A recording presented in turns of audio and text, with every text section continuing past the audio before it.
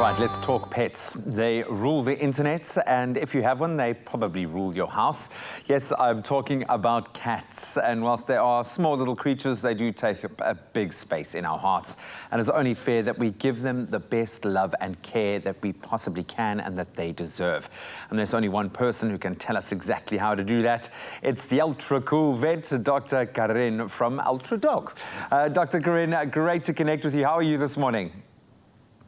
I'm very well, and you? Very good, thanks. I think I'm well kind of poised for this because I'm both a dog and a cat person. I do love my feline friends. I think some people may think all cats are the same, but I think we know they are very different. How do cat breeds differ, and how do you know which breed is right for you? I always tell people, do your research. You will be so surprised what breeds will fit into your lifestyle. First, I like to go and say, have a chat to your vet, have a chat to breeders, have a chat to local shelters. They have so much info to give you and will be able to help you get the ideal companion for your lifestyle. But from my point of view, a few things that you need to consider is, are you a very active person? Are you ever at home? Or do you want a cat to cuddle with? Do you have time to groom a cat, like a Persian or a Maine Coon and a Chinchilla? They need regular grooming. Do you want a cat that's very vocal? Example, a Siamese will talk to you. It sounds funny, but they are very talkative cats, and they're also very playful cats. And then again, maybe you have allergies and you have certain breeds like your Devon Rexes and your Corning Rexes that are very hypoallergenic cats that are friendly for a household where there's a lot of people with allergies. So there's a lot of things to consider, and it's not a one-size-fits-all. The best thing you can do is do your research and take your own circumstances into account. So it's almost as much as about knowing yourself and what your lifestyle needs as much as it is about knowing what the breeds are that are out there. When we're looking at adopting a cat as opposed to a different kind of pet, say a dog, what do we need to know about owning and caring for a cat specifically? I think the biggest mistake people make is that they think cats are small dogs, and they are definitely not small dogs. They are independent, but they still need daily care and daily routine. And again, you need to think about the type of cat you're going to have. If you want to get a Sphinx, they need a lot of skin care. You need to give them, sunblock every day, where long-haired breeds need grooming every day. Also, you need to make sure that you will be comfortable with having a litter tray in your house and cleaning the litter tray daily. If you value your valuables in your house, like your couches and your curtains, you definitely need to get a good scratch post for those cats. And also I tell people you need to see if you have anything that dangles, curtains, blinders, anything like that, because you're going to need to tie it back because cats like to hang on anything that dangle. And also you need to make sure that you do not have a lot of dangerous places for cats to hide in, tumble dryers, closets. Do you have fairly high-placed ornaments? Do you value your ornaments? Because cats like to walk on counters. And then when you look at their medical needs, cats are known to roam and they can be very accident-prone. I mean, in practice, most of the motor vehicle accidents I've seen was cats, roaming in the streets.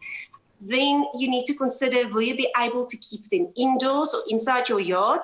And if not, I always say good medical aid or accident cover that we at UltraSure offer by just buying a bag of Ultra Cat food is a definite thing to consider. It's not even negotiable for me. Yeah.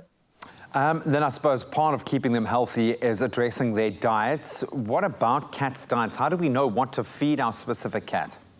Cats are carnivores, where dogs are omnivores, which it means cats they survive on a meat-based diet, and dogs on meats and vegetables and fruits and a lot of carbs.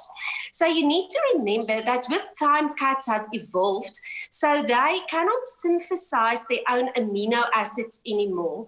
In the wild, a cat or a lion will catch a deer or a buck or a roebuck, and they will be able to synthesize all those important ingredients ingredients, but our domestic cats cannot do that anymore.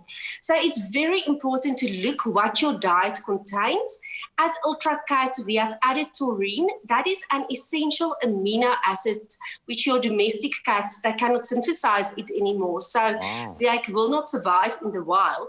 And also, they need to be not a purely, but main protein from animal origin in their diet, of a small percentage of plant origin, and that we provide at Ultra Cat as well. I always tell people you can feed a dog cat food, but you cannot feed a cat dog food. And also, what I can add, at Ultra Cat, for those fatty cats, your overweight cats with their jelly belly, we do have a low-calorie diet and also a grain-free diet for people to meet those needs. That's a problem when there's too much fur there hiding the belly. You just can't see what's going on. No. You know? I think... Yes. Even though cats do have, any cat owner will tell you that your cat has a mind of their own, sometimes too much so. How can we ensure that they are kept stimulated and well cared for, do you think? You could go and research. There's a fantastic Facebook group that I've joined, the Feline Enrichment. They have fantastic ideas that you can do with stuff inside your house. But what you can do is make sure you have cat-appropriate toys. There is a lot of them on the market.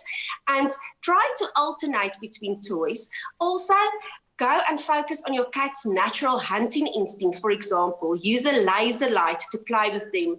Download appropriate apps on your Apple or Android phone. Those fishing rod toys with the little feather or little mouse in front, they love to chase that.